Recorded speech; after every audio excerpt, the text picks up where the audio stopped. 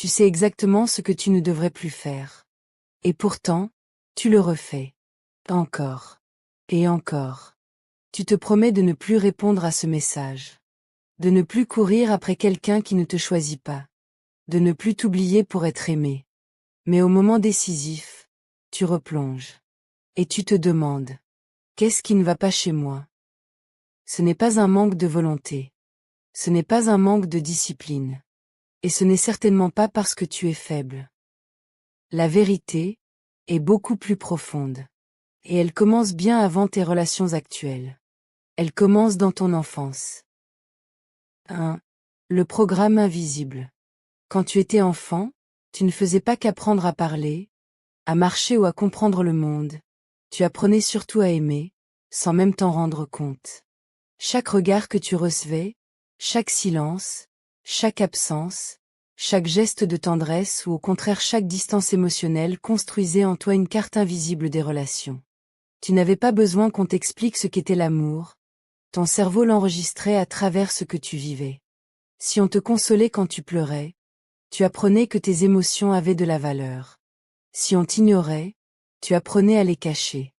Si l'amour était instable, parfois présent, parfois absent, tu apprenais à rester en alerte, à t'accrocher encore plus fort, à essayer de mériter l'attention. Et petit à petit, sans que tu le choisisses, ton système intérieur a créé un programme automatique. Un programme qui te dit aujourd'hui comment réagir quand quelqu'un s'approche de toi, quand quelqu'un s'éloigne, quand tu ressens de l'incertitude ou du rejet. Ce programme ne parle pas avec des mots, il agit à travers des sensations, des réactions, des impulsions. C'est lui qui accélère ton cœur quand tu sens qu'on t'échappe, c'est lui qui te pousse à envoyer un message que tu regretteras peut-être après, c'est lui qui te fait douter de toi au lieu de douter de l'autre. Et le plus troublant dans tout ça, c'est que ce programme ne cherche pas ton bonheur, il cherche ta survie émotionnelle telle qu'il l'a apprise autrefois. Il ne fait pas la différence entre un danger réel et un souvenir émotionnel. Alors il te ramène encore et encore vers ce qui ressemble à ce que tu as connu, même si ça te fait souffrir. Parce que pour lui, ce qui est familier est rassurant. Et c'est là que tout devient difficile. Tu peux vouloir changer consciemment, tu peux te promettre de faire autrement, mais au moment crucial, ce programme prend le dessus. Il agit plus vite que ta réflexion, plus fort que ta volonté.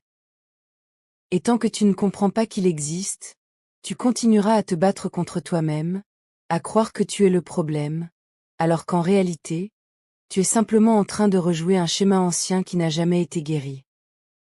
Partie 2. Pourquoi tu refais les mêmes erreurs? Ce que tu appelles aujourd'hui erreurs n'en sont pas vraiment pour ton cerveau. Ce sont des automatismes profondément ancrés, des chemins déjà tracés qu'il emprunte sans réfléchir, parce qu'ils lui semblent familiers. Même si une situation te fait souffrir, même si tu sais au fond de toi que cette personne n'est pas bonne pour toi, une partie de toi ressent quand même une forme de confort étrange, presque inexplicable. Pourquoi? Parce que ton cerveau ne cherche pas ce qui est sain, il cherche ce qu'il connaît. Et ce qu'il connaît, c'est ce que tu as vécu en premier. Alors tu peux te retrouver attiré par des personnes indisponibles, émotionnellement fermées ou instables, non pas parce que tu le veux consciemment, mais parce que ton système intérieur reconnaît ce type de dynamique. C'est comme une vieille musique que tu n'aimes pas vraiment, mais que tu connais par cœur. À l'inverse, quand quelqu'un te traite bien, avec respect, avec constance, avec douceur, quelque chose en toi peut se fermer, douter, voire même fuir. Non pas parce que c'est mauvais, mais parce que c'est inconnu. Et l'inconnu fait peur. Alors tu confonds souvent intensité et amour, manque et passion, instabilité et désir. Tu ressens des émotions fortes et tu penses que c'est profond, alors que c'est parfois juste ton système nerveux en état d'alerte. Et dans ces moments-là, tu peux agir contre toi-même. Écrire alors que tu voulais garder le silence, rester alors que tu voulais partir, pardonner alors que tu étais blessé. Et après coup, tu te juges, tu te dis que tu aurais dû faire autrement, que tu manques de force, que tu n'évolues pas. Mais la vérité, c'est que ce n'est pas un problème de logique ou d'intelligence. Tu comprends déjà beaucoup de choses. Le vrai problème, c'est que ton corps, lui, n'a pas encore intégré une nouvelle façon de fonctionner. Il réagit encore avec ses anciens repères, ses anciens réflexes, comme s'il essayait de te protéger avec des outils du passé. Et tant que tu n'apprends pas à reconnaître ces mécanismes en temps réel, à ralentir, à créer un espace entre ce que tu ressens et ce que tu fais, tu resteras prisonnière de ces répétitions. Parce que tu ne choisis pas vraiment ces erreurs, tu les rejoues. Partie 3. Le piège de la conscience sans guérison. Aujourd'hui, tu comprends beaucoup plus de choses qu'avant, tu analyses, tu mets des mots sur tes comportements, tu reconnais tes schémas, tu sais même parfois exactement pourquoi tu agis comme ça, et pourtant, rien ne change vraiment en profondeur. C'est frustrant, déroutant, presque épuisant, parce que tu as l'impression de faire tout ce qu'il faut sans obtenir les résultats que tu attends. Tu écoutes des vidéos, tu lis, tu réfléchis, tu prends conscience de tes blessures, et pendant un moment, tu te sens forte, lucide, alignée, puis une situation arrive, un message, une distance, une peur, et tout s'effondre. Tu réagis comme avant, presque automatiquement, comme si toute cette conscience disparaissait d'un coup. Et c'est là que beaucoup de femmes commencent à se juger encore plus durement, en se disant « Je sais, alors pourquoi je continue ?» Mais ce que tu vis est en réalité très logique. Parce que comprendre avec ton esprit ne signifie pas encore guérir dans ton corps. Tes prises de conscience restent au niveau mental, alors que tes réactions viennent d'un endroit beaucoup plus profond, ton système nerveux. C'est lui qui s'active quand tu ressens un abandon, réel ou perçu, c'est lui qui déclenche l'urgence, l'angoisse, le besoin de réagir tout de suite pour soulager l'inconfort. Et dans ces moments-là, tu n'es plus vraiment en train de réfléchir, tu es en train de survivre émotionnellement. Ton corps prend le relais avant même que ton esprit ait le temps d'intervenir. C'est pour ça que tu peux avoir toutes les réponses et continuer à agir à l'opposé de ce que tu sais être bon pour toi. La conscience seule ne reprogramme pas tes réactions, elle éclaire seulement le problème.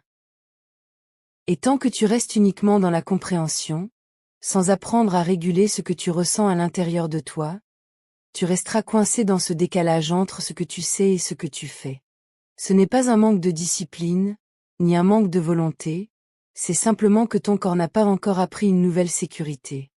Et la vraie transformation commence justement là, quand tu arrêtes de vouloir tout contrôler avec ta tête, et que tu commences à écouter, apaiser et reprogrammer ce qui se passe en toi, au niveau le plus profond. 4. Guérir ton attachement ne consiste pas à devenir une version parfaite de toi-même, froide, détachée ou totalement indépendante, mais au contraire à devenir une femme capable de se sentir en sécurité à l'intérieur d'elle-même, même quand l'extérieur est incertain. C'est un changement profond, presque invisible au début, parce qu'il ne se voit pas dans ce que tu dis, mais dans la manière dont tu ressens et dont tu réagis. Ce n'est plus une lutte constante pour contrôler tes émotions, mais un apprentissage pour les accueillir sans qu'elles dirigent tes actions. Au lieu de fuir l'inconfort ou de vouloir le faire disparaître immédiatement, tu commences à rester avec lui, à respirer à travers lui, à comprendre ce qu'il essaie de te dire sans te laisser emporter. Petit à petit, tu crées un espace entre ce que tu ressens et ce que tu fais, et dans cet espace, tu retrouves ton pouvoir. Tu n'agis plus par impulsion, mais par choix. Tu ne cherches plus désespérément à être rassuré par l'autre, parce que tu apprends à te rassurer toi-même. Tu ne te perds plus dans l'attente ou dans l'espoir que quelqu'un te valide, parce que tu commences à te valider de l'intérieur. Et ça change tout. Parce que ce n'est plus l'amour des autres qui définit ta valeur, mais la relation que tu construis avec toi-même. Guérir, c'est aussi accepter de voir tes anciens schémas sans honte, comprendre qu'ils t'ont protégé à un moment de ta vie, mais qu'ils ne sont plus adaptés aujourd'hui. C'est apprendre à dire non, même quand ça te fait peur, à partir quand quelque chose ne te respecte pas, à ne plus confondre manque et amour. Et surtout, c'est répéter de nouvelles expériences, encore et encore, jusqu'à ce que ton système nerveux comprenne que la sécurité ne se trouve plus dans ce qui est instable, mais dans ce qui est sain, calme et constant. Ce processus demande du temps, de la patience et beaucoup de douceur envers toi-même, parce que tu ne te bats pas contre un défaut, tu es en train de rééduquer quelque chose de profondément enraciné. Et un jour, sans même t'en rendre compte, Tu réagiras différemment là où avant tu aurais souffert. Tu choisiras différemment là où avant tu aurais répété. Et tu comprendras que tu n'as pas seulement changé, tu t'es reconstruite. 5. La vérité qui dérange. La vérité, c'est que tu peux continuer à espérer qu'une personne différente viendra te sauver de tes schémas, mais rien ne changera vraiment tant que tu ne changes pas ce que tu acceptes. Parce que le problème n'est pas seulement les personnes que tu rencontres, mais la tolérance que tu développes face à ce qui te fait du mal. Tu peux attirer quelqu'un de plus présent, de plus attentionné, de plus sain, et malgré ça, si ton système intérieur est encore habitué au manque, tu trouveras une façon de douter, de saboter, ou même de t'éloigner. Et à l'inverse, tu peux reconnaître quelqu'un qui ne te donne pas ce que tu mérites, mais rester quand même, espérer, t'accrocher, te convaincre que ça va changer. C'est ça la vérité qui dérange. Ce n'est pas seulement une question d'amour, c'est une question de seuil de tolérance. Tant que tu tolères le flou, tu attireras le flou. Tant que tu tolères le manque de respect, tu resteras dans des dynamiques qui te diminuent. Tant que tu confonds intensité avec connexion, tu continueras à appeler amour ce qui est en réalité une activation de tes blessures. Et personne ne peut faire ce travail à ta place. Parce que ce n'est pas l'autre qui doit changer pour que tu guérisses, c'est la manière dont tu te positionnes face à ce que tu vis. Guérir, ce n'est pas attendre une relation parfaite, c'est devenir incapable d'accepter ce qui ne l'est pas. C'est arrêter de négocier avec ta valeur, arrêter de te convaincre que c'est déjà bien, arrêter de rester là où tu te sens en insécurité émotionnelle. Et oui, ça demande du courage, parce que ça implique de lâcher des attachements, des habitudes, des illusions parfois très fortes. Mais c'est aussi là que tu récupères ton pouvoir. Parce qu'à partir du moment où tu refuses ce qui te détruit, tu changes complètement le type de relation que tu autorises dans ta vie. Et ce jour-là, tu comprends que l'amour n'était pas censé être un combat permanent, ni une source d'angoisse, mais un espace où tu peux être toi, pleinement, sans avoir à te diminuer pour être gardé. Au fond, tu n'as jamais été le problème, mais tu as appris à te traiter comme si tu l'étais, à te remettre en question là où tu aurais dû être protégé, à t'adapter là où tu aurais dû être aimé correctement. Et aujourd'hui, ce que tu appelles blocage est en réalité une fidélité inconsciente à une ancienne version de toi qui a fait de son mieux pour survivre émotionnellement. Mais cette version de toi n'est plus obligée de diriger ta vie. Tu peux la remercier et choisir autre chose. Parce que oui, tu peux changer, mais pas en te forçant, pas en te jugeant, pas en te rejetant encore plus.